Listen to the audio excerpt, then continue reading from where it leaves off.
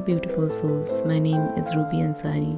This week was filled with Diwali decorations, lit diya on rose petals, colorful rangolis, fairy lights, sweets, and crackers. Every house, every window, and every street looked divine and glorious. Even though I'm trying not to have sugar, I let myself have it for a couple of days because it's Diwali.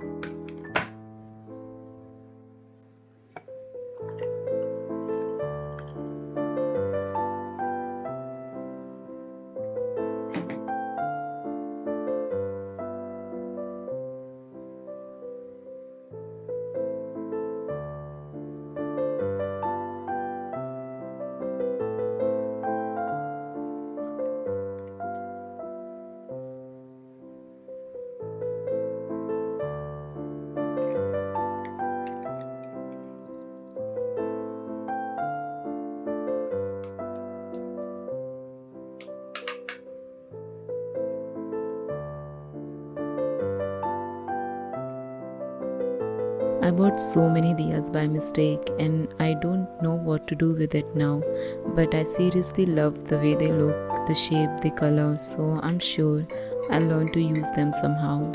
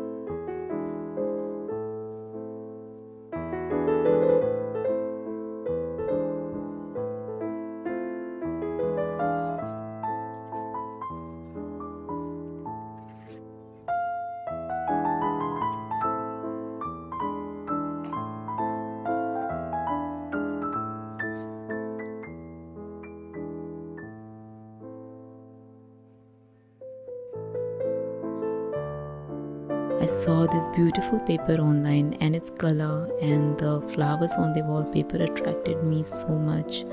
I bought it last month, but I was having trouble deciding which wall I wanted to put this on.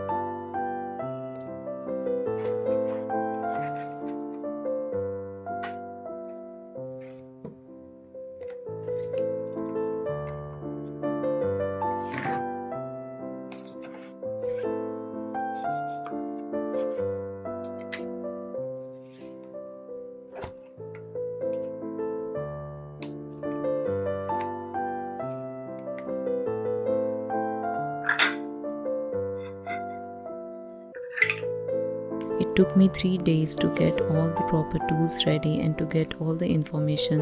My craft knife that was needed for precision was damaged, but I fixed it after a lot of efforts. I somehow stuck glue on it last time I used it, so I couldn't put the blade in, and since the glue was invisible, I couldn't understand what was wrong.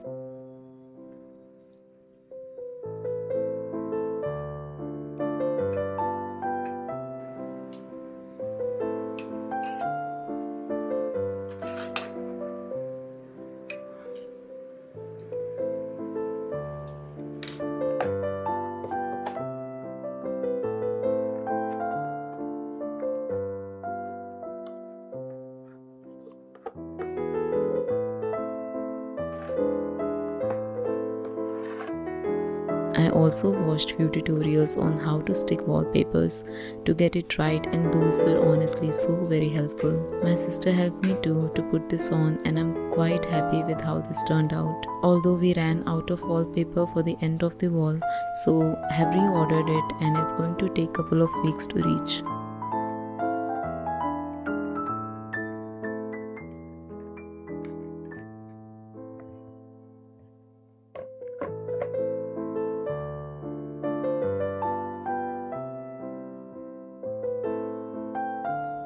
The vintage clock was always on my wish list. I bought it from DIY, but it's kind of hard to see the time now that I'm using it. But I do love the clock and I do love how this all came together, and now I have a new wall to obsess over with.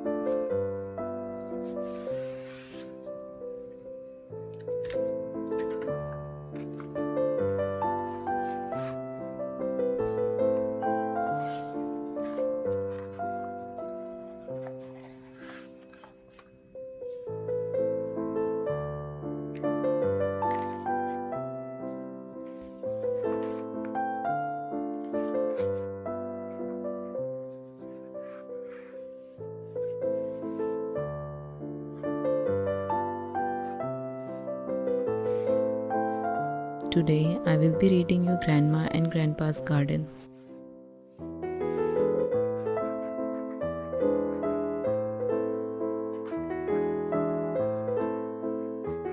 Lucy loved to visit her grandma and grandpa. They lived in a little country cottage with a beautiful big garden. Grandma and grandpa loved being together in their garden more than anywhere else and could almost always be found there, busy digging, weeding, pruning and planting. They loved it too when their granddaughter Lucy visited, as she was always so helpful and interested. Grandma liked to be amongst the flower beds most of all, while grandpa was always his happiest in the vegetable patch. Grandma grew flowers of every kind: floppy daisies, tall lupins, giant sunflowers, and tiny forget-me-nots. But her favorite flowers were her roses.